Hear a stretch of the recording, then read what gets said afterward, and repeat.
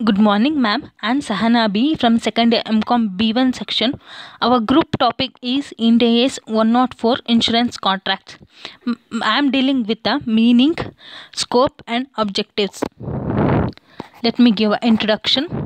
ನಮ್ಗೆ ಗೊತ್ತಿರೋ ಹಾಗೆ insurance contract is an agreement made between the two persons to avoid or uncertain ಈವೆಂಟ್ಸ್ನ avoid ಮಾಡೋದಕ್ಕೆ ಇನ್ಶೂರೆನ್ಸ್ನ ಮಾಡ್ತೀವಿ. Insurance is a contract under which one party that accepts the significant risk from another party by agreeing to compensate the policyholder if a specified uncertain future event that adversely affects the policyholder. ಇಲ್ಲಿ ಏನಾಗುತ್ತೆ ಅಂದರೆ ಈಗ one party ಯಾರು ಅಂತಂದರೆ insurance made agreement with another party that is policy holder to agreeing to compensate the policy holders a specified uncertain future event ಅಥವಾ future event ಅಥವಾ life ಮೇಲೆ ಆಗಿರಲಿ ಯಾವುದಾದ್ರೂ ಈವೆಂಟ್ ಅಥವಾ ಅಸೆಟ್ ಮೇಲೆ ಇನ್ಶೂರೆನ್ಸ್ನ ಮಾಡಿಸೋದನ್ನು ನಾವು ಇನ್ಶೂರೆನ್ಸ್ ಅಂತ ಹೇಳ್ತೀವಿ. ಇದರಲ್ಲಿ ಏನಾಗುತ್ತೆ ಅಂದರೆ ಆ ಇನ್ಶೂರೆನ್ಸ್ ಅಥವಾ ಆ ಈವೆಂಟ್ಗೆ ಏನಾದರೂ ಅಡ್ವರ್ಸ್ ಎಫೆಕ್ಟ್ ಆಯಿತು ಅಂತಂದರೆ the insurer will compensate. In return ಏನು ಮಾಡಬೇಕು ಅಂದರೆ policy holder have to pay the regular payments ಮಾಡಬೇಕು. ಇದು we know that the insurance are in two types. One is general insurance and life insurance. Here the life insurance means which covers the life of the person. ಇದನ್ನು ನಾವು life insurance ಅಂತ ಹೇಳ್ತೀವಿ. And general insurance ಅಂತಂದರೆ other than the life ಏನೇನು cover ಆಗುತ್ತೋ asset ಆಗಿರ್ಬೋದು and event ಆಗಿರ್ಬೋದು ಯಾವ್ದು ಕವರ್ ಮಾಡುತ್ತೋ ಅದನ್ನು ಜನರಲ್ ಇನ್ಶೂರೆನ್ಸ್ ಅಂತ ಹೇಳ್ತೀವಿ. ಈ Ind AS 104 ಇನ್ಶೂರೆನ್ಸ್ ಕಾಂಟ್ರಾಕ್ಟ್ ಎರಡಕ್ಕೂ ಡೀಲ್ ಮಾಡುತ್ತೆ. ಲೈಫ್ ಇನ್ಶೂರೆನ್ಸ್ ಕಾಂಟ್ರಾಕ್ಟ್ಸ್ಗೂ ಡೀಲ್ ಮಾಡುತ್ತೆ, ಜನರಲ್ ಇನ್ಶೂರೆನ್ಸ್ ಕಾಂಟ್ರಾಕ್ಟ್ಸು ಡೀಲ್ ಮಾಡುತ್ತೆ. Let me know about the objectives and the scope. The main objective of this standard is to specify the financial reporting for the insurance contract by an entity. ಇದರಲ್ಲಿ ಏನಾಗುತ್ತೆ ಅಂದರೆ the insurance ಕಾಂಟ್ರಾಕ್ಟ್ನ issue ಮಾಡುತ್ತಲ್ಲ the ಇನ್ಶೂರರ್ ಅವ್ರದ್ದು financial reporting ಹೆಂಗೆ ಮಾಡಬೇಕು, financial ಟ್ರಾನ್ಸಾಕ್ಷನ್ನ ಹೇಗೆ record ಮಾಡಬೇಕು ಅವ್ರ books of ಅಕೌಂಟ್ಸಲ್ಲಿ ಅಂತ ಹೇಳೋದೆ ಈ Ind AS 104. Insurer is nothing but and for example LIC ಆಗಿರ್ಬೋದು, HDFC ಆಗಿರ್ಬೋದು, ಬಿರ್ಲಾ ಇನ್ಶೂರೆನ್ಸ್ ಕಂಪ್ನಿ ಆಗಿರ್ಬೋದು, ಇವರೆಲ್ಲ ಇನ್ಶೂರರ್ ಆಗ್ತವೆ. ಪಾಲಿಸಿ ಹೋಲ್ಡರ್ ಯಾರು ಅಂದರೆ the person who takes the policy. ಇಲ್ಲಿ ದ ಮೇನ್ ಆಬ್ಜೆಕ್ಟಿವ್ ಏನಂತಂದರೆ ಫಿನಾನ್ಷಿಯಲ್ ರಿಪೋರ್ಟಿಂಗ್ನ ಹೇಗೆ ಮಾಡಬೇಕು ಇನ್ಶೂರೆನ್ಸ್ ಇನ್ಶೂರರ್ ಬುಕ್ಸ್ ಆಫ್ ಅಕೌಂಟ್ಸಲ್ಲಿ ಅಂತ. There is a limited improvement to accounting by the insurance for an insurance contract. ಅದರಲ್ಲಿ ತುಂಬ ವೈಡ್ ಸ್ಕೋಪ್ ಇರಲ್ಲ, ಇಂಪ್ರೂವ್ಮೆಂಟ್ಸ್ಗೆ ಲಿಮಿಟೆಡ್ ಸ್ಕೋಪ್ ಇರುತ್ತೆ. ಆಮೇಲೆ the main objective is to disclose the amount of the insurer in a financial ಸ್ಟೇಟ್ಮೆಂಟ್ಸಲ್ಲಿ amount, ಎಷ್ಟು timing and uncertainty of future cash ಫ್ಲೋಸ್ನ ಹೇಗೆ insurance ಅವರು ಫಿನಾನ್ಷಿಯಲ್ ಸ್ಟೇಟ್ಮೆಂಟ್ಸಲ್ಲಿ ಹೇಗೆ ರೆಕಾರ್ಡ್ ಮಾಡಬೇಕು ಅಂತ ಹೇಳೋದೆ ಈ Ind AS 104. This is the objective. Then we move to the scope. An entity shall apply this standard, whereas this standard applied to all the insurance contract issued by the company. ಯಾವುದೇ insurance contract issue ಮಾಡುತ್ತೋ ಒಂದು company, ಅದ್ರ ಜೊತೆಗೆ reinsurance contracts ಕೂಡ. ಇದರಲ್ಲಿ reinsurance contracts ಅಂದರೆ ಯಾವುದ್ಯಾವುದು ಅಂತಂದರೆ providing an insurance to the insurance company. ಇಲ್ಲಿ ಏನಾಗುತ್ತೆ ಅಂತಂದರೆ ಪ್ರೊವೈಡಿಂಗ್ ಇನ್ಶೂರೆನ್ಸ್ ನಾವು ಯಾವ ಒಂದು ಅಸೆಟ್ ಮೇಲೆ ಅಥವಾ ಒಂದು ಲೈಫ್ ಮೇಲೆ ಇನ್ಶೂರೆನ್ಸ್ ಮಾಡಿಸಿರ್ತೀವೋ ಅದನ್ನು ನಾವು ಇನ್ಶೂರೆನ್ಸ್ ಹೇಳ್ತೀವಿ. ಇಲ್ಲಿ ರೀಇನ್ಶೂರೆನ್ಸ್ ಅಂತಂದರೆ ಒಂದು ಇನ್ಶೂರೆನ್ಸ್ ಕಂಪನಿಗೆ ಇನ್ಶೂರೆನ್ಸ್ ಕೊಡಿಸೋದನ್ನು ರೀಇನ್ಶೂರೆನ್ಸ್ ಅಂತ ಹೇಳ್ತಾರೆ. ಫಾರ್ ಎಕ್ಸಾಂಪಲ್ ನಾವು LICಯಿಂದ ಇನ್ಶೂರೆನ್ಸ್ ಪಾಲಿಸಿನ ಪರ್ಚೇಸ್ ಮಾಡಿರ್ತೀವಿ. ಆ LIC ಕಂಪ್ನಿನೇ ಅದರದ್ದು ಕ್ಯಾಶ್ ಫ್ಲೋ ತುಂಬ ಇರ್ರೆಗ್ಯುಲರ್ ಪೇಮೆಂಟ್ಸ್ ಏನಾದರೂ ಹಾಕ್ತಾಯಿದ್ರೆ ಅದಕ್ಕೇನು ಮಾಡ್ತಾರೆ ಅಂದರೆ ಬಿರ್ಲಾ HDFC ಅಥವಾ ಬಿರ್ಲಾ ಕಂಪ್ನಿ ಇನ್ಶೂರೆನ್ಸ್ ಕಂಪ್ನಿಯವ್ರು ಬಂದುಬಿಟ್ಟು LICದು ಸಮ್ ಪೋರ್ಷನ್ ಅಥವಾ ಸಮ್ ಪಾರ್ಟ್ ಆಫ್ ಪಾಲಿಸೀಸ್ನ ಅವರು ಅಮೌಂಟ್ ಕೊಟ್ಟು ಪರ್ಚೇಸ್ ಮಾಡ್ತಾರೆ. ಇದನ್ನು ನಾವೇನು ಹೇಳ್ತೀವಿ ಅಂತಂದರೆ ರೀಇನ್ಶೂರೆನ್ಸ್ ಕಾಂಟ್ರಾಕ್ಟ್ ಅಂತ ಹೇಳ್ತೀವಿ. ಇದು Ind AS 104 ಅಂಡರಲ್ಲೂ ಬರುತ್ತೆ. Next one is the financial instruments that issues with a discretionary participation. ಇಲ್ಲಿ ಏನಾಗುತ್ತೆ ಅಂತಂದರೆ ಫಿನಾನ್ಷಿಯಲ್ ಇನ್ಸ್ಟ್ರೂಮೆಂಟ್ಸ್ನ ಇಶ್ಯೂ ಮಾಡ್ತಾ ಅದ್ರಲ್ಲಿ with the discretionary participation. Here the discretion participation means a particular ಅಥವಾ ಇನ್ವೆಸ್ಟರ್ ಅಥವಾ ಕಾಂಟ್ರಾಕ್ಟ್ ಅಥವಾ ಪಾಲಿಸಿಗೆ extra right or supplement right ಕೊಡೋದನ್ನು ನಾವು ಡಿಸ್ಕ್ರಿಪ್ಷನಲ್ಲಿ ಪಾರ್ಟಿಸಿಪೇಷನ್ ಅಂತ ಹೇಳ್ತೀವಿ. ಅದರದ್ದು ಸಬ್ಜೆಕ್ಟ್ ಅಥವಾ ಅದರದ್ದು ಕವರ್ ಆಗಿರೋದಿಲ್ಲ, ಅದ್ರ ಬದಲು ಅಡಿಷ್ನಲ್ ಏನಾದರೂ ಕೊಟ್ಟರೆ ಅದನ್ನ ಡಿಸ್ಕ್ರಿಪ್ಷನರಿ ಪಾರ್ಟಿಸಿಪೇಷನ್ ಅಂತ ಹೇಳ್ತೀವಿ. Here the company issues the financial instruments with the discretionary participation. ಅದಿದ್ದರೆ ಮಾತ್ರ ಈ ಇಂಡ್ AS 104 ಇನ್ಶೂರೆನ್ಸ್ ಕಾಂಟ್ರಾಕ್ಟ್ಸಲ್ಲಿ ಡೀಲ್ ಆಗುತ್ತೆ. ಬರೀ ಫಿನಾನ್ಷಿಯಲ್ ಇನ್ಸ್ಟ್ರೂಮೆಂಟ್ಸ್ನ ಇಶ್ಯೂ ಮಾಡುತ್ತಲ್ಲ, ಅದು ಎಲ್ಲಿ ಡೀಲ್ ಆಗುತ್ತೆ ಅಂತಂದರೆ financial instruments Ind AS 107 deal ಆಗುತ್ತೆ. This standard does not apply to the aspects of insurance ಅಕೌಂಟಿಂಗ್ದು ಆಸ್ಪೆಕ್ಟ್ಸಲ್ಲಿ ಇದು ಡೀಲ್ ಆಗಲ್ಲ. ಯಾವುದದು ಅಂತಂದರೆ accounting for the financial assets held by the insurer or in financial liabilities issued by the insurer. ಇವಾಗ ಯಾವುದಾದ್ರು financial assets held ಮಾಡುತ್ತೋ insurance company ಅಥವಾ ಯಾವುದಾದ್ರು ಫಿನಾನ್ಷಿಯಲ್ ಲಯಬಿಲಿಟೀಸ್ನ ಇಶ್ಯೂ ಮಾಡಿರುತ್ತೆ ನೋಡು, ಅದರಲ್ಲಿ ಈ ಇಂಡ್ AS 104 ಡೀಲ್ ಆಗಲ್ಲ. ನೆಕ್ಸ್ಟ್ ಮತ್ತೆ ಇದು ಎದ್ರಲ್ಲಿ ಡೀಲ್ ಆಗುತ್ತೆ ಅಂತ ಅಂದರೆ ಈ financial assets financial liabilities this under end AS 32 financial instruments presentation and end AS 39 financial instruments recognition and measurement. ಅಲ್ಲಿ ಇದು ಡೀಲ್ ಆಗುತ್ತೆ. ಇಲ್ಲಿ ಎಕ್ಸ್ಕ್ಲೂಷನ್ ಟು ದ ಸ್ಕೋಪ್ ಅಂತಿದೆ.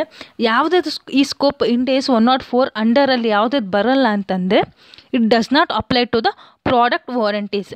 ಈ ಪ್ರಾಡಕ್ಟ್ ವಾರಂಟೀಸ್ಗೆ ಈ ಇನ್ಶೂರೆನ್ಸ್ ಅಪ್ಲೈ ಆಗಲ್ಲ. ಈಗ ಪ್ರಾಡಕ್ಟ್ ವಾರಂಟೀಸ್ ಅಂತ ಅಂದರೆ ಯಾವುದಾದ್ರೂ ಒಂದು ಪ್ರಾಡಕ್ಟ್ ಪರ್ಚೇಸ್ ಮಾಡಿದರೆ ಅದ್ರ ಮೇಲೆ ನಮಗೆ ವಾರಂಟಿ ಅಥವಾ ಗ್ಯಾರಂಟಿ ಕೊಟ್ಟಿರ್ತಾರೆ. ಈ ವಾರಂಟಿ ಇರುತ್ತಲ್ಲ, ಅದನ್ನು ಈ ಇಂಡ್ AS 104 ಅಪ್ಲೈ ಆಗಲ್ಲ. ಈ ವಾರಂಟೀಸು ನಮಗೆ ರೆವಿನ್ಯೂ ಆಗ್ಬೋದು ಅಥವಾ ಎಕ್ಸ್ಪೆನ್ಸಸ್ಸು ಆಗ್ಬೋದು. ಅದನ್ನು ನಾವು ಎಲ್ಲಿ ಡೀಲ್ ಮಾಡ್ತೀವಿ ಅಂತಂದರೆ Ind AS 18 revenue, Ind AS 37 provisions, contingent liabilities and contingent assets, ಅಲ್ಲಿ ಇದು ಡೀಲ್ ಆಗುತ್ತೆ. The next one is employ benefit plans. ಈಗ ಎಂಪ್ಲಾಯಿ ಬೆನಿಫಿಟ್ ಪ್ಲ್ಯಾನ್ಸ್ ಏನಾದರೂ ರಿಟೈರ್ಮೆಂಟ್ ಬೆನಿಫಿಟ್ ಪ್ಲ್ಯಾನ್ಸ್ ಇರುತ್ತಲ್ಲ, ಅದೆಲ್ಲ ಆ ಪ್ಲ್ಯಾನ್ಸ್ ಎಲ್ಲ ನಮಗೆ ಇನ್ಶೂರೆನ್ಸ್ ಕಾಂಟ್ರಾಕ್ಟ್ಸಲ್ಲಿ ಡೀಲ್ ಆಗಲ್ಲ. ಅದೆಲ್ಲಿ ಡೀಲ್ ಆಗುತ್ತೆ ಅಂತ ಅಂದರೆ Ind AS 19 employee benefits and Ind AS 102 share based ಪೇಮೆಂಟ್ಸಲ್ಲಿ ಇದು ಡೀಲ್ ಆಗುತ್ತೆ. ಈ ಇಂಡ್ AS 104 ಡೀಲ್ ಆಗಲ್ಲ. Next one is contractual rights or obligations that are contingent on the future use.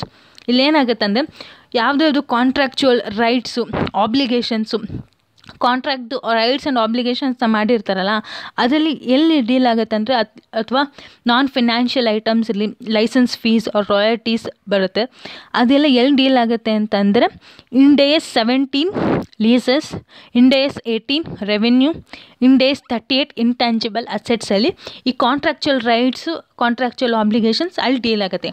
ಈ ಇಂಡ್ AS 104 ಡೀಲ್ ಆಗಲ್ಲ. Next one is contingent consideration payable or receivable. ಇಲ್ಲೇನಾದರೂ contingent consideration ಅಮೌಂಟ್ನ payable ಮಾಡೋದು ಅಥವಾ receivable ಮಾಡೋದು business ಕಾಂಬಿನೇಷನಲ್ಲಿ ಅದಾದರೆ ಇದು ಇಂಡ್ AS 103 ಬಿಸ್ನೆಸ್ ಕಾಂಬಿನೇಷನಲ್ಲಿ ಡೀಲ್ ಆಗುತ್ತೆ. ಈ ಇಂಡ್ AS 104 ಡೀಲ್ ಆಗಲ್ಲ. The last exclusion of this scope is financial guarantee contracts. ಈಗ ಹಾಗೆ ಪ್ರಾಡಕ್ಟ್ ವಾರಂಟೀಸ್ದು ನೋಡಿದ್ವಲ್ಲ, ಹಾಗೆ ಏನಾದರೂ ಫಿನಾನ್ಷಿಯಲ್ ಗ್ಯಾರಂಟಿ ಕಾಂಟ್ರಾಕ್ಟ್ಸ್ನ ಮೇಡ್ ಮಾಡಿದರೆ ಇದನ್ನು ಈ ಇಂಡ್ AS 104 ಇನ್ಕ್ಲೂಡ್ ಆಗಲ್ಲ. ಅದು ಎಲ್ಲಿ ಡೀಲ್ ಆಗುತ್ತೆ ಅಂದರೆ ಇಂಡ್ AS 107 ಡೀಲ್ ಆಗುತ್ತೆ. ನೆಕ್ಸ್ಟ್ ನೋಡೋದಂತಂದರೆ ಡೆಫಿನೇಷನ್ ಏನು ಹೇಳುತ್ತೆ ಅಂತ. Insurance contract is a contract between the insurer and insured whereby the insurer undertakes to pay the insured a fixed amount in exchange for a fixed sum that is premium on the happening of an uncertain event or to compensate the actual loss when it takes place due to the risk insured. ನಾನು ಆಗಲೇ ಹೇಳ್ದಂಗೆ insurance is an agreement between the two person. One is insurer, another one is insured or an policy holder. ಇಲ್ಲಿ policy holder ಮತ್ತು insurance ಒಂದು agreement ಮಾಡಿರ್ತಾರೆ. Policy holder regular ಆಗಿ payment ಮಾಡಿದರೆ insurer ರಿಸ್ಕ್ನ avoid ಮಾಡುತ್ತೆ ಅಥವಾ ಕಾಂಪನ್ಸೇಟ್ ಮಾಡುತ್ತೆ. ಇದೇ ಡೆಫಿನೇಷನ್ ಹೇಳೋದು. ಇದರಲ್ಲಿ ಅನ್ಸರ್ಟನ್ ಫ್ಯೂಚರ್ ಈವೆಂಟ್ಸ್ ಅಂತ ಇದೆ. ಇದರಲ್ಲಿ ಅನ್ಸರ್ಟನ್ ಫ್ಯೂಚರ್ ಈವೆಂಟ್ಸ್ ಯಾವುದ್ಯಾವುದು ಅಂತ ಅಂದರೆ it may be death or an fire occur ಆಗೋದು, ಇದನ್ನು ಏನು ಹೇಳ್ತಾರೆ ಅಂತಂದರೆ ಅನ್ಸರ್ಟನ್ ಫ್ಯೂಚರ್ ಇವೆಂಟ್ಸ್. ನಮಗೆ ಫ್ಯೂಚರ್ ಏನು ಅಂತ ಗೊತ್ತಿಲ್ಲ, ಅದು ಅನ್ಸರ್ಟನ್ ಇರುತ್ತೆ. ಯಾವುದಾದ್ರು ಈವೆಂಟ್ಸ್ ಬೇಕಾದರೂ ಅಕ್ಕರ್ ಆಗ್ಬೋದು. ಆ ಈವೆಂಟ್ಸ್ನ ಆ ರಿಸ್ಕನ್ನು ಅವಾಯ್ಡ್ ಮಾಡೋದಕ್ಕೆ ಇನ್ಶೂರೆನ್ಸ್ ಕಾಂಟ್ರಾಕ್ಟಿಗೆ ಬರ್ತಾರೆ. ನೆಕ್ಸ್ಟ್ ಇನ್ಶೂರೆನ್ಸ್ ರಿಸ್ಕ್ ಅಂತಂದರೆ ಈಗ ಯಾವುದ್ರದ್ದು ಈವೆಂಟ್ ಅಥವಾ ಲೈಫ್ ಮೇಲೆ ಇನ್ಶೂರೆನ್ಸ್ ಮಾಡಿಸಿರ್ತೀವೋ ಅದನ್ನು ನಾವು ಇನ್ಶೂರೆನ್ಸ್ ರಿಸ್ಕ್ ಅಂತ ಹೇಳ್ತೀವಿ. ನೆಕ್ಸ್ಟ್ ಇನ್ಶೂರರ್ ಅಂದರೆ the person one who issues the policies or a company one who issues the insurance policies is known as insurer. Then next one is policy holder ಅಂತಂದರೆ ಯಾರು company insurance ಪಾಲಿಸೀಸ್ನ buy ಮಾಡ್ತಾರೋ take up ಮಾಡ್ತಾರೋ ಅವರು policy holder ಆಗ್ತಾರೆ. These are all my topics under covered. Thank you. Good morning, ma'am. I am Rashmi KM, 2nd MCom B1 section. Our group seminar topic is Ind AS 104 insurance contracts. Under that, my topic is liability adequacy test. Liability adequacy test. An insurer shall assess at the end of each reporting period whether its recognized insurance liabilities are adequate using current estimates of future cash flows under its insurance contracts. Here the insurer ಇರ್ತಾನಲ್ಲ ಅವನು assess the end of each reporting at the end of each reporting period ಅಲ್ಲಿ liability adequacy test ಅನ್ನು conduct ಮಾಡ್ತಾನೆ. Using the current estimates of future cash ಫ್ಲೋಸ್ನ ಮಾಡೋದ್ರ ಮೂಲಕ liability adequacy ಟೆಸ್ಟನ್ನು ಮಾಡ್ತಾನೆ. ಬರೋ ಅಂಥ ಆನ್ಸರನ್ನು ನಾವು ಕ್ಯಾರಿಂಗ್ ಅಮೌಂಟ್ ಅಂತ ಕರಿತೀವಿ. ಈ ಕ್ಯಾರಿಂಗ್ ಅಮೌಂಟ್ ಇರುತ್ತಲ್ಲ, ಇದು less related deferred acquisition cost and related intangible ಅಸೆಟ್ಸ್ಗಿಂತ ಕಡಿಮೆ ಇರಬೇಕು. ಡೆಫರ್ಡ್ ಅಕ್ವಿಸಿಷನ್ ಕಾಸ್ಟ್ ಅಂತಂದರೆ, deferred acquisition cost is when a company defers the cost associated with acquiring a new customer over the term of the insurance contract. ಇಲ್ಲಿ new ಕಸ್ಟಮರ್ಸನ್ನು acquire ಮಾಡ್ಕೊಳೋದಕ್ಕೋಸ್ಕರ company spend ಮಾಡ್ತಕ್ಕಂತಹ amount ಇರುತ್ತಲ್ಲ, over the insurance contract ಮುಗಿಯೋದ್ರೊಳಗಡೆ ಯಾರ್ದಾದ್ರೂ spend ಮಾಡ್ತಕ್ಕಂಥ ಅಮೌಂಟನ್ನು ನಾವು ಡೆಫರ್ಡ್ ಅಕ್ವಿಸಿಷನ್ ಕಾಸ್ಟ್ ಅಂತ ಕರಿತೀವಿ. ಈ ಡೆಫರ್ಡ್ ಅಕ್ವಿಸಿಷನ್ ಕಾಸ್ಟ್ ಇರುತ್ತಲ್ಲ, ಇದನ್ನು ನಾವು ರಿಕವರ್ ಮಾಡ್ಕೊಳೋದಕ್ಕೆ ಆಗೋದಿಲ್ಲ. This is a unrecoverable cost. So that this invest ಮಾಡಿರ್ತಕ್ಕಂತಹ ಅಮೌಂಟನ್ನು ನಾವು capitalised as an intangible asset ಅಂತ ಹೇಳಿ ಕ್ಯಾಪಿಟಲೈಸ್ ಮಾಡ್ತೀವಿ to match costs with related revenues. So that purpose the deferred acquisition ಕಾಸ್ಟನ್ನು ನಾವು ಇಂಟ್ಯಾಂಜಬಲ್ ಅಸೆಟ್ ಅಂತ ಹೇಳಿ ನಾವು ಕ್ಯಾಪಿಟಲೈಸ್ ಮಾಡ್ತೀವಿ. ಈ ಬರ್ತಕ್ಕಂಥ ಕ್ಯಾರಿಂಗ್ ಅಮೌಂಟು ಈ ಎರಡು ಅಮೌಂಟಿಗಿಂತ ಲೆಸ್ ಆಗಿರಬೇಕು, ಆವಾಗ ಅಡಿಕ್ವೇಟ್ ಆಗಿದೆ ಅಂತ. ಎಲ್ಲಾದರೂ ಇದು ಜಾಸ್ತಿ ಆದರೆ, ಎಕ್ಸೆಸ್ ಆದರೆ ಇನ್ಅಡಿಕ್ವೇಟ್ ಆಗಿದೆ ಅಂತ ಹೇಳಿ ನಾವು ರೆಕಗ್ನೈಸ್ ಮಾಡ್ತೀವಿ. ಈ ಇನ್ಅಡಿಕ್ವೇಟ್ ಆದಾಗ ಬರ್ತಕ್ಕಂತಹ ಡಿಫಿಷಿಯನ್ಸಿ ಅಥವಾ ಶಾರ್ಟೇಜ್ ಆಗಿರೋ ಅಮೌಂಟನ್ನು ನಾವು recognised in profit or loss ಅಕೌಂಟಲ್ಲಿ ನಾವು ರೆಕಗ್ನೈಸ್ ಮಾಡ್ತೀವಿ. Next, if an insurer applies a liability adequacy test that meets specified minimum requirements, this Indian accounting standard imposes no further requirements. ಈ ಇನ್ಶೂರರು ಲಯಬಿಲಿಟಿ ಅಡಿಕ್ವೆಸಿ ಟೆಸ್ಟನ್ನು apply ಮಾಡಬೇಕಾದ್ರೆ some minimum ರಿಕ್ವೈರ್ಮೆಂಟ್ಸನ್ನು fulfil ಮಾಡಬೇಕಾಗುತ್ತೆ. These minimum requirements are as follows. First one, the test considered current estimates of all contractual cash flows and of related cash flows such as claims handling costs as well as cash flows resulting from embedded options and guarantees. ಇಲ್ಲಿ insurer ಫ್ಲೋಸ್ನ consider ಮಾಡಬೇಕಾದ್ರೆ all contractual cash ಫ್ಲೋಸ್ನ consider ಮಾಡಬೇಕು. ಏನು insurance company ಯಾವ್ಯಾವ insurance ಕಾಂಟ್ರಾಕ್ಟ್ಸ್ನ ಮಾಡ್ಕೊಂಡಿರ್ತಾವೋ ಆ ಎಲ್ಲದ್ರದ್ದು ಕ್ಯಾಶ್ ಫ್ಲೋಸ್ನ ಕನ್ಸಿಡರ್ ಮಾಡಬೇಕಾಗುತ್ತೆ. ಆ್ಯಂಡ್ ರಿಲೇಟೆಡ್ ಹ್ಯಾಂಡ್ಲಿಂಗ್ ಕಾಸ್ಟ್, ಕ್ಲೈಮ್ಸನ್ನು ಹ್ಯಾಂಡಲ್ ಮಾಡಲಿಕ್ಕೋಸ್ಕರ ಸ್ಪೆಂಡ್ ಮಾಡ್ತಕ್ಕಂಥ ಕ್ಯಾಶ್ ಇದೆಯಲ್ಲ ಅದನ್ನು ಕೂಡ ಕನ್ಸಿಡರ್ ಮಾಡಬೇಕಾಗುತ್ತೆ. And as well as cash flows resulting from embedded options and guarantees. Embedded options and guarantees are insurance products. These are often categorized by embedded options and guarantees contractually promised to the policyholder. The value of these options and guarantees depends heavily on the prevailing economic conditions. These are also insurance products, but their value is depending upon the economic conditions. Economic conditions ಮೇಲೆ ಅದರ value depend ಆಗಿರುತ್ತೆ. These cash flows also consider. ಇಲ್ಲಿ 3 cash ಫ್ಲೋಸ್ನು ಕೂಡ ನಾವು consider ಮಾಡಬೇಕಾಗುತ್ತೆ. Next one, if the test shows that the liability is inadequate, the entire deficiency is recognized in profit or loss. If the test shows that liability is inadequate, ಈ test inadequate ಆಗಿ ಬಂದರೆ ಅಂದರೆ ಬರ್ತಕ್ಕಂಥ carrying amount less related to deferred acquisition cost ಮತ್ತು related intangible ಅಸೆಟ್ಸ್ಗಿಂತ less ಇದ್ದರೆ, ಅಂದರೆ ಇದನ್ನು ಲೆಸ್ ಇದ್ದರೆ ಅದು ಅಡಿಕ್ವೇಟ್ ಆಗುತ್ತೆ, ಲೆಸ್ ಇಲ್ಲ ಅಂತಂದರೆ ಇನ್ಅಡಿಕ್ವೇಟ್ ಆಗುತ್ತೆ. ಆವಾಗ ಬರ್ತಕ್ಕಂಥ ಶಾರ್ಟೇಜ್ ಆಫ್ ಅಮೌಂಟನ್ನು ನಾವು recognised in profit and loss ಅಲ್ಲಿ ರೆಕಗ್ನೈಸ್ ಮಾಡಬೇಕಾಗುತ್ತೆ. Next one, if an insurer's accounting policies do not require a liability adequacy test that meets the minimum requirements. ಇಲ್ಲಿ ಇನ್ಶೂರರು liability adequacy ಟೆಸ್ಟನ್ನು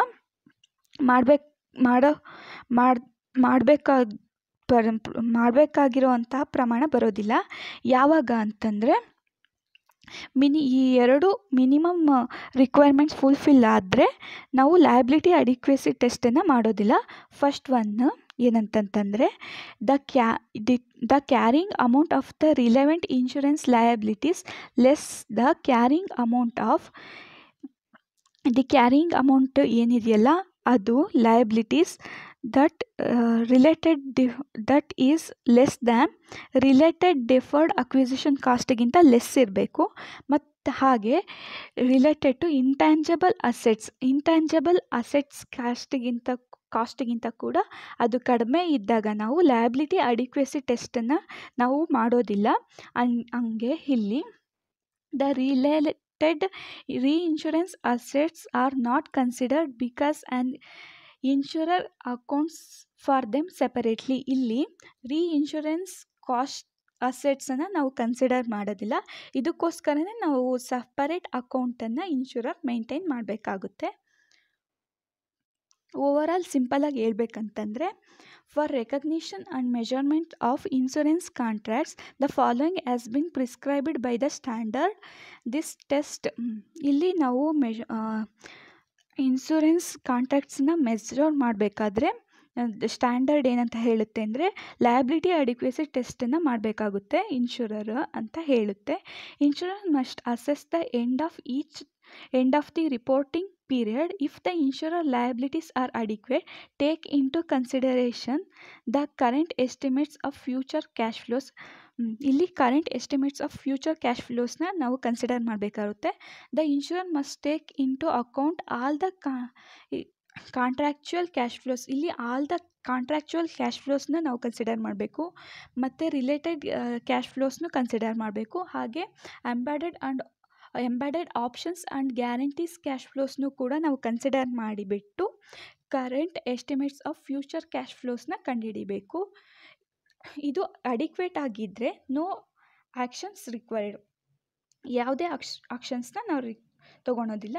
if the liabilities are inadequate, ಇದು inadequate ಆಗಿದ್ದರೆ entire deficiency to be recognised in profit or loss. Deficiency entire shortage ಆಗಿರೋಂತಹ amount ಇರುತ್ತಲ್ಲ ಅದನ್ನು ನಾವು recognised in profit and loss ಅಕೌಂಟಲ್ಲಿ ನಾವು recognise ಮಾಡ್ತೀವಿ. This is all about liability adequacy test. Thank you.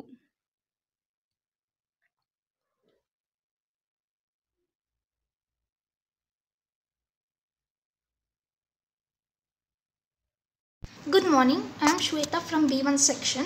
Now I am going to explain about the impairment of the reinsurance asset and the changes in accounting policies which is related to the Ind AS 104 insurance contract.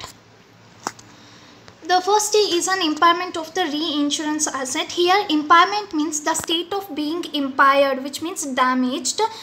If the cedent's reinsurance asset is impaired, which the cedent means he is a party of an insurance contract who passes on financial obligations for the certain potential losses to the insurer, or in another words we can say that the party who gives the responsibility for reimbursementing the certain risk to the another parties, and he will also pay some of the premium to the insurance company in exchange for insurance recovery. For the recoverage of insurance, he will pay some of the premium to the insurance company.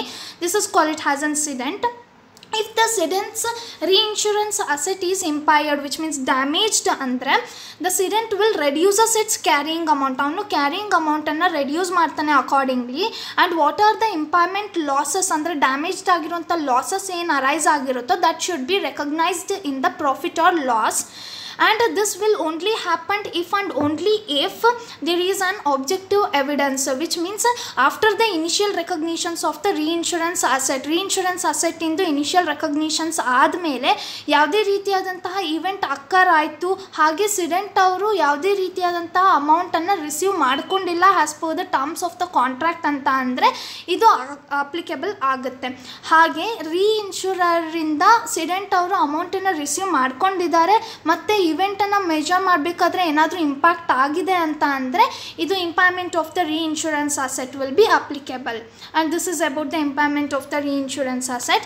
And next is on changes in the accounting policies. Here an insurer may change its accounting policies for the insurance contract only if they make the changes in the financial statement more relevant to the economical decision making needs of the users, which means ಅವರು ಏನಾದರೂ ಒಂದು accounting ಪಾಲಿಸೀಸ್ನ ಇನ್ಶೂರರ್ accounting ಪಾಲಿಸೀಸ್ನ change ಮಾಡಬೇಕು ಅಂತ ಅಂದರೆ ಅವಾಗ financial statement ಕೂಡ change ಆಗಬೇಕು, ಅದು ಮೋರ್ ರಿಲೆವೆಂಟ್ ಆಗಿರಬೇಕು. That will helpful for making the decisions related to the economy of the users, and that should not be a no less reliable or more reliable and no less relevant to those needs. ಆ ನೀಡ್ಸಿಗೆ means more reliable or less relevant ಆಗಿರಬಾರ್ದು. And this relevance and the reliability will be judged by the criteria of Ind AS 8. Here Ind AS 8 this standard stands for the accounting policy. So this criteria basis ಮೇಲೆ relevance and the reliability ನ judge ಮಾಡ್ತಾರೆ. And to justify the changes its accounting policies, ಇವಾಗ ಏನಾದರೂ accounting ಪಾಲಿಸೀಸ್ನ change ಮಾಡ್ತಾ ಇದ್ದೀವಿ ಅಂತ ಅಂದರೆ ಅವರು ಫಿನಾನ್ಷಿಯಲ್ ಸ್ಟೇಟ್ಮೆಂಟು ಕೂಡ ಚೇಂಜ್ ಆಗಿದೆ, ಇಂಡ್ ASನ ಕ್ರೈಟೀರಿಯಾನ ಮೀಟ್ ಆಗಿದೆ ಅನ್ನೋದನ್ನು ತೋರಿಸ್ಬೇಕಾಗತ್ತೆ. ಸೊ ಎಲ್ಲ ಕ್ರೈಟೀರಿಯಾಸು ಮೀಟ್ ಆಗಿದೆ ಅಂದರೆ ಕಂಪ್ಲೀಟ್ಲಿ ಇಂಡ್ ASಂದು ಕ್ರೈಟೀರಿಯಾ ಮೀಟ್ ಆಗಿದೆ ಅಂತ ಅಲ್ಲ, ಸ್ವಲ್ಪ ಕ್ರೈಟೀರಿಯಾಸ್ಗಳು ಮೀಟ್ ಆಗಿದ್ದರೆ ಸಾಕು ಅಂತ ಹೇಳ್ತಾರೆ. And here some of the following specific issues are there related to the changes in the accounting policies that are first one is on current market interest rate, continuations of the existing practices, prudence, future investment margin, and the shadow accounting. The first one is on current market interest rate, means here the insurer has given the permission to changes its accounting policies, but here it is not required to changes in accounting policies, means they will again remeasures the insurance liabilities, means designated insurance liabilities. What are the liabilities arises in the insurance contract, means that will again remeasures, that remeasures will reflects the current market interest rate, and that what are the changes while making the remeasures na change ಮಾಡಬೇಕಾದ means remeasures ಅನ್ನು ಮಾಡ್ತಾ ಇದ್ದಾಗ ಏನಾದರೂ ಏನಾದರೂ liabilities or designated liabilities ಏನಾದರೂ change ಆಯಿತು ಅಂತ ಅಂದರೆ that should be recognised in the profit and ಲಾಸಲ್ಲಿ ರೆಕಗ್ನೈಸ್ ಮಾಡ್ತಾರೆ. And other current estimations or an ಅಸಂಪ್ಷನ್ಸ್ನ ಬೇಸಿಸ್ ಮೇಲೆ ಅವ್ರು ಏನಾದರೂ ಅಕೌಂಟಿಂಗ್ ಪಾಲಿಸೀಸನ್ನು ಇಂಟ್ರೊಡ್ಯೂಸ್ ಮಾಡಬೇಕು ಅಂತ ಅಂದರೆ ಅವರು ಡೆಸಿಗ್ನೇಟೆಡ್ ಲ್ಯಾಬಿಲಿಟೀಸ್ನ ಬೇಸಿಸ್ ಮೇಲೆ ಅವರು ಅಕೌಂಟಿಂಗ್ ಪಾಲಿಸೀಸನ್ನು ಮಾಡ್ಕೋಬಹುದು. But this is not applicable to all the liabilities. ಎಲ್ಲ ಲ್ಯಾಬಿಲಿಟೀಸಿಗೂ ಅಪ್ಲಿಕೇಬಲ್ ಆಗೋದಿಲ್ಲ. Some of the required Ind AS 8ನ ಬೇಸಿಸ್ ಮೇಲೆ ಸಮ್ ಆಫ್ ದ ಕ್ರೈಟೀರಿಯಾಸ್ಗಳಿಗೆ ಮಾತ್ರ ಅಪ್ಲಿಕೇಬಲ್ ಆಗುತ್ತೆ. And next is an continuation of the existing practices. ಇಲ್ಲಿ ಫಾಲೋಯಿಂಗ್ ಪ್ರಾಕ್ಟೀಸಸ್ ಏನು ಇದೆಯೋ ಅದು ಎಕ್ಸಿಸ್ಟಿಂಗ್ ಪ್ರಾಕ್ಟೀಸಸ್ಸಿನ ಸಮ್ ಪಾರ್ಟ್ ಅಂತ ಹೇಳಿ ಅವರು ಇದನ್ನು ಅಕೌಂಟಿಂಗ್ ಪಾಲಿಸೀಸ್ನ ಮಾಡ್ಬೋದೇ ಹೊರತು ಚೇಂಜಸ್ ಇನ್ ಅಕೌಂಟಿಂಗ್ ಪಾಲಿಸೀಸ್ ಅಂತ ಇವರು ಮಾಡಲಿಕ್ಕೆ ಸಾಧ್ಯ ಆಗೋದಿಲ್ಲ.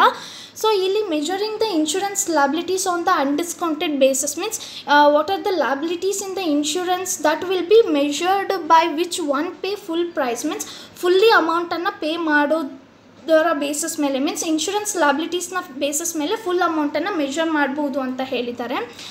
And next, measuring the contractual rights to the future investment margin management fees means in order to management the future investment means we have to pay some of the fees that is apart from the premium. ನಾವೇನು premium pay ಮಾಡ್ತೀವೋ ಅದನ್ನು ಬಿಟ್ಟು ಅಂದರೆ ಲೇವಿಡ್ ಅಂತ ಹೇಳಿ ಒಂದು ಫೀಸನ್ನು ನಾವು pay ಮಾಡ್ತೀವಿ. ಅದೇನಾದರೂ ಫೇರ್ ವ್ಯಾಲ್ಯೂಕ್ಕಿಂತ ಎಕ್ಸಸ್ ಆಯಿತು ಅಂತ ಅಂದರೆ ನಾವು ಬೇರೆ ಮಾರ್ಕೆಟ್ನ ಪಾರ್ಟಿಸಿಪೆಂಟ್ಸ್ ಅವರು ಕರೆಂಟ್ ಫೀಸ್ ಎಷ್ಟು ಚಾರ್ಜ್ ಮಾಡ್ತಾ ಇದ್ದಾರೆ ಅನ್ನೋದರ ಬೇಸಿಸ್ ಮೇಲೆ ಕಂಪ್ಯಾರಿಸನ್ಸನ್ನು ಮಾಡ್ತಾರೆ. And next using non-uniform accounting policies for the insurance contract. ಈಗ whatever the policies they are made insurer policies ಮಾಡ್ತಾ ಇದ್ದಾರೆ ಅಂತ ಅಂದರೆ ಅದು ನಾನ್-ಯೂನಿಫಾರ್ಮ್ ಆಗಿತ್ತು, ಪ್ರಾಪರ್ ವೇಯಲ್ಲಿ ಯೂನಿಫಾರ್ಮಿಟಿಯಲ್ಲಿ ಇರಲಿಲ್ಲ ಅಂತಂದರೆ ದ ಇನ್ಶೂರರು ಆ ಅಕೌಂಟಿಂಗ್ ಪಾಲಿಸೀಸನ್ನು ಚೇಂಜ್ ಮಾಡಬಹುದು. ಮೀನ್ಸ್ ರಿಕ್ವೈರ್ಮೆಂಟ್ಸ್ ಇರಬೇಕು ಮತ್ತು ಸ್ಯಾಟಿಸ್ಫ್ಯಾಕ್ಷನ್ ಇರಬೇಕು. ಅದರ್ ಇಂಡ್ ASಗೆ ರಿಕ್ವೈರ್ಮೆಂಟ್ಸ್ ಹಾಗೂ ಸ್ಯಾಟಿಸ್ಫ್ಯಾಕ್ಷನ್ ಇರಬೇಕು. ಆ ರೀತಿಯಾದಂತಹ ಅಕೌಂಟಿಂಗ್ ಪಾಲಿಸೀಸ್ನ ಚೇಂಜ್ ಮಾಡಬೇಕು. ಇಫ್ ಅದೇನಾದರೂ ಮೀಟ್ ಆಗಲಿಲ್ಲ ಅಂತಂದರೆ ದೇ ಕ್ಯಾನ್ ಅಗೇನ್ ಅಕೌಂಟಿಂಗ್ ಪಾಲಿಸೀಸ್ನ ಚೇಂಜ್ ಮಾಡ್ಬೋದು ಅಂತ ಹೇಳಿದ್ದಾರೆ. And next is an prudence. In generally prudence means judgement or taking care ಅಂತ ಹೇಳ್ತಾರೆ. Here the insurances need not to changes its accounting policies for the insurance contract to eliminate the excessive Prudence.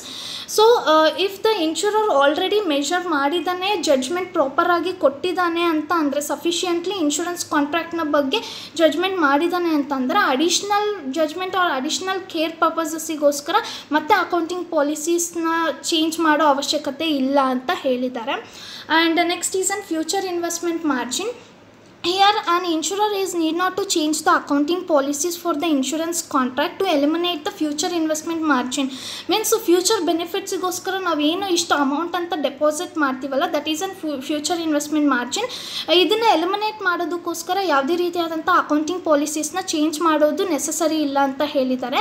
Because the insurer's financial statement will become the less relevant ಅಂತ reliable. ಅವ್ರು ಏನಾದರೂ change ಮಾಡ್ತಾ ಇದ್ದಾರೆ ಅಂತ ಅಂದರೆ financial statement less ಹಾಗೂ ರಿಲಿಯಬಲ್ ಆಗುತ್ತೆ ಅಂತ ಹೇಳಿದ್ದಾರೆ. ನಾನು ಆಗಲೇ ಹೇಳ್ದಂಗೆ ಅಕೌಂಟಿಂಗ್ ಪಾಲಿಸೀಸ್ನ ಚೇಂಜ್ ಮಾಡೋದಾದರೆ ಅದು more relevant and the no less and no more reliable ಇರಬೇಕು ಅಂತ ಹೇಳಿದ್ದೆ. ಬಟ್ ಇಲ್ಲಿ ಲೆಸ್ ರಿಲೆವೆಂಟ್ ಆ್ಯಂಡ್ ರಿಲಿಯಬಲ್ ಇರೋದ್ರಿಂದ that will effects or reflects to the future investment margin in the measurement of the insurance contract. So that will also effect to the contractual payments. So in this there is need not to required changes in accounting policies only to eliminate the future investment margin. And lastly, shadow accounting. In generally the shadow accounting means a set of the financial books means two sets of the financial books or records ಗಳನ್ನು maintain ಮಾಡ್ತಾರೆ for the purposes of detecting the errors or ಮಿಸ್ಟೇಕ್ಸನ್ನು reduce ಮಾಡೋದಕ್ಕೋಸ್ಕರ shadow ಅಕೌಂಟಿಂಗನ್ನು ಮಾಡ್ತಾರೆ. ಇದು general ವರ್ಡ್ಸಲ್ಲಿ. In some accounting models realised gain or losses on a insurance asset has been directly effects on the measurement of some or all. Here realised gain or losses ಅಂತ ಅಂದರೆ ಒಂದು ಟ್ರಾನ್ಸಾಕ್ಷನ್ನ complete ಆದಮೇಲೆ ಅದು profit ಆಗಿದೆಯೋ loss ಆಗಿದೆಯೋ ಅನ್ನೋದನ್ನು find out ಮಾಡುತ್ತೆ. Unrealised gain or loss ಅಂತ ಅಂದರೆ ಇನ್ನು ಟ್ರಾನ್ಸಾಕ್ಷನ್ಸ್ ಕಂಪ್ಲೀಟ್ ಆಗಿರೋದಿಲ್ಲ, ಆಗಲೇ ಅದು ಅಕ್ಕರ್ ಆಗಿರುತ್ತೆ, ಪೇಪರಲ್ಲಿ ಅಕ್ಕರ್ ಆಗಿರುತ್ತೆ, ಅದು ಪ್ರಾಫಿಟ್ ಆಗಿದೆಯೋ ಲಾಸ್ ಆಗಿದೆಯೋ ಅಂತ. That is an unrealised income or a gain ಅಂತ ಹೇಳ್ತಾರೆ. ಇಲ್ಲಿ realised gain or a losses on the insurance asset will directly effects on the measurements that are insurance liability ಆಗಿರ್ಬೋದು, deferred acquisition cost or intangible asset ಆಗಿರ್ಬೋದು. Here the insurer will given a permission to change the accounting policies but not required to changes the accounting policies means that should be recognized. ಅದನ್ನು recognise ಮಾಡ್ತಾರೆ. But ಇಲ್ಲಿ unrealised gain or losses assets effects those measurement in the same way that is realised gain or loss does. Means realised gain or ಲಾಸಸ್ಸಲ್ಲಿ measurement ಮಾಡಿದಾಗ ಏನೇನು effect ಆಗುತ್ತೋ ಅದೇ ರೀತಿ ಅನ್ರಿಯಲೈಸ್ಡಲ್ಲಿ ಗೇನ್ ಆರ್ ಲಾಸಸ್ಸನ್ನು ಮೆಷರ್ ಮಾಡಬೇಕಾದ್ರೆ ಅದೇ ರೀತಿ ಎಫೆಕ್ಟ್ ಆಗುತ್ತೆ ಅಂತ ಹೇಳಿದ್ದಾರೆ. The related adjustment means insurance ಲಾಬಿಲಿಟಿದು ರಿಲೇಟೆಡ್ ಅಡ್ಜಸ್ಟ್ಮೆಂಟನ್ನು ಅವರು ರೆಕಗ್ನೈಸ್ ಮಾಡ್ತಾರೆ. ಇನ್ನು ಅದರ್ ಇನ್ಕಮ್ಸ್ ಅಂತ ತೋರಿಸ್ಬಿಟ್ಟು ಅದನ್ನು ರೆಕಗ್ನೈಸ್ ಮಾಡ್ತಾರೆ ಇನ್ಶೂರೆನ್ಸ್ ಲಾಬಿಲಿಟೀಸ್ ಅಂತ ಹೇಳಿದ್ದಾರೆ. ಅದರ್ ರಿಲೇಟೆಡ್ ಅಡ್ಜಸ್ಟ್ಮೆಂಟು ಇಲ್ಲಿ ಅದು ಯಾವಾಗ ಅಂತ ಅಂದರೆ ಅನ್ರಿಯಲೈಸ್ಡ್ ಗೇನ್ ಆರ್ ಲಾಸಸ್ಸನ್ನು ಅದರ್ ಕಾಂಪ್ರಹೆನ್ಸಿವ್ ಇನ್ಕಮ್ ಅಂತ ಹೇಳಿ ರೆಕಗ್ನೈಸ್ ಮಾಡಿದ್ರೆ ಮಾತ್ರ ಇವರು ಅಡ್ಜಸ್ಟ್ಮೆಂಟ್ ಅಂದರೆ ಇನ್ಶೂರೆನ್ಸ್ ಲಾಬಿಲಿಟಿಯಲ್ಲಿರೋ ಅಂತಹ ಅಡ್ಜಸ್ಟ್ಮೆಂಟನ್ನು ಅದರ್ ಇನ್ಕಮ್ ಅಂತ ಹೇಳಿ ರೆಕಗ್ನೈಸ್ ಮಾಡ್ತಾರೆ. This practices will be described as an shadow accounting. These are all about the impairment of an reinsurance asset and the changes in accounting policies. Thank you. Good morning, ma'am. I am Chaitra Shri S. My seminar topic is Ind AS 104 Insurance Contract. Let's see the meaning of insurance contract. A contract under which an insurer accepts the significant insurance risk from the policyholder by agreeing to the compensated the policyholder. If it is any specified uncertainty in a future that affects the adversely, it is known as an insurance contract. Next one is other issues. The first, let's see the first standard. That clarifies that an insurer need not account for the embedded derivative separately at the fair value if the embedded derivative meets the definitions of the an insurance contract. Here the embedded derivative means it is a part of the financial instrument that also includes the non-derivative contract. Embedded derivative requires that some of the portions of the contract cash flow be modified in a relations to changes in the variable such as a interest rate, commodity price, credit rating or a foreign exchange rate. Next one is requires an insurer to unbundle, that is to account separate for deposit components of some insurance contract to avoid the omission of assets and the liability from its balance sheets.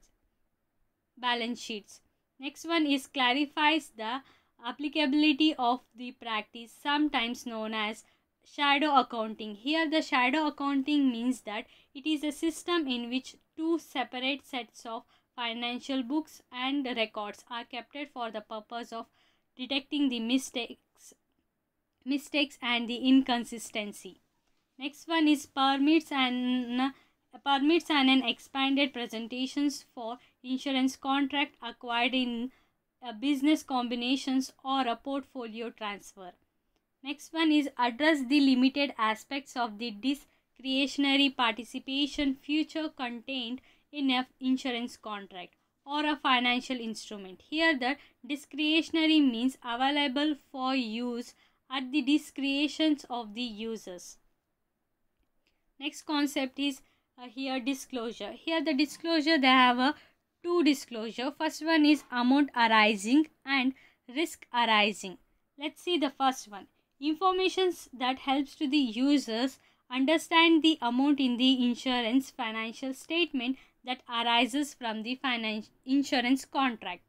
First one is accounting policy for the insurance contract and the related assets, liability, income and the expenses. Next one is the recognized assets, liability, income, expenses and the cash flow arising from the insurance contract. The purpose of user to determine the assumptions of that having the greatest effects on the measurement. Here the informations about that assumptions that have a greatest effects on the measurement of the assets, liability, income and the expenses, including if the practicable quantified disclosures of those assumptions. Next one, the effects of any changes in the assumptions. Next one, reconciliations of changes in liability and the asset. Here the reconciliations of changes in the insurance liability and reinsurance asset, and if any related deferred acquisitions cost.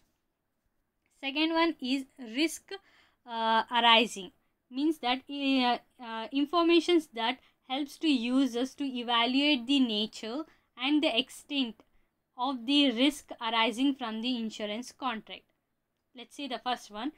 Its objectives, policy and the process for managing risk, means that risk management objectives and the policies, those terms and conditions of the insurance contract that have a material effects on the amount, timing, uncertainty of the insurance in a future cash flow cash flows. Next one is information about the insurance risk. Here the both before and the after risk mitigations of the reinsurance, including information about. First one is sensitivity to the insurance risk, concentrations of insurance risk, actual claims compared with the previous estimations. Next one, information about the credit risk, liquidity risk and the market risk. Here the information about credit, liquidity, market risk that in IFRS 7 would require if the insurance contract were within the scope of the IFRS 7. Next point is information about exposures to market risk arises from the embedded derivative, means that embedded derivative contained in the host insurance contract if the insurance is not required to and does not measure the embedded at the fair value. So these are all the disclosures. Thank you.